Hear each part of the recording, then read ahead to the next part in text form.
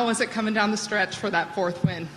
Man, it was pretty amazing. Obviously I made a birdie on 14, and I look and see who's right there on my heels, and then I birdied 15, and I just knew I had to keep birdieing because I knew Siwoo was probably going to do the same thing, or even Scotty. So I felt pretty comfortable, but I knew I had to put the pedal to the metal and keep making birdies, and I made more than I thought I was going to make, that's for sure. Are you someone that kind of watches the scoreboard? Were you seeing what was going on, where you're placed in the leaderboard, or leaning on your caddy for that? I didn't look at all until 17. 17, I looked because I thought maybe I was up 1 or 2, and I saw I was up 1.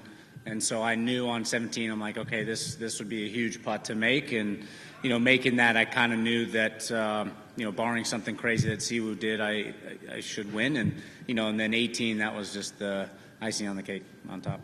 And you had the mud ball and the missed putt, and I think maybe some players that might have maybe thrown off the rhythm, but it didn't seem to faze you very much. I was just wondering how you mentally were able to compartmentalize that. Yeah, I was really bummed that I missed that putt simply just because that mud ball was very difficult, and then to pull off that really good shot around the green on 9. So it just would have been amazing momentum to birdie there.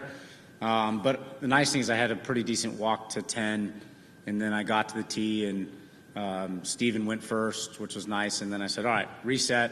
We're in a great spot. We just shot 4 under. We can do the same thing on the back. And making a nice 2-putt on 10 kind of settled the nerves a little bit, and then I got going again. Yeah, you were number 7 in the world, I believe, at the start of last year.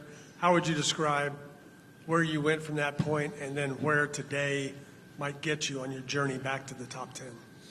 Yeah, I mean, it's been a pretty heavy fall since I was even up to 3rd in the world at some point in 24, which is, yeah, it's frustrating, but that's golf. I went through kind of a tough spurt, not swinging it good, not feeling comfortable with a lot of things, and I did a lot of work this offseason working on my golf swing, and then I started hitting it better but wasn't making the putts, and then finally landed on a great putter, and then everything's kind of been coming together. So needless to say, it feels amazing to kind of be back in the winner's circle, and I feel like my game's trending in a great direction to continue to have success through the rest of the year. And moving over here to the right, we have Kevin. Wyndham. Yep. Related question to that. No disrespect intended here, but your numbers this year, your scores, haven't suggested that you were nipping at the heels of a dominant victory like this. Did you feel this coming?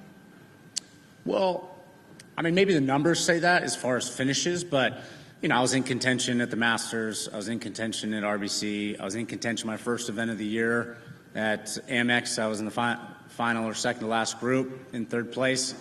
I played a lot of really good first 2 rounds and then just faltered on the weekend. So in my mind, I look at those and saying, okay, I'm playing good golf. I just hadn't put it together for 4 rounds. But to really answer your question, yeah, I felt like my game was trending. Right before the PGA at home, I shot, 64, 63, and 61 at the course at Wisbrock playing with some guys, and I felt really confident. And then I went to the PGA and just drove it the worst I've ever driven it, and that was really the difference. So I was really bummed because my game felt awesome going into the PGA, but maybe it was just 1 week late. So getting here, working on the driver, I felt confident, and after the first round, I felt really good on the greens, and I said, okay, this could be a fun, special week.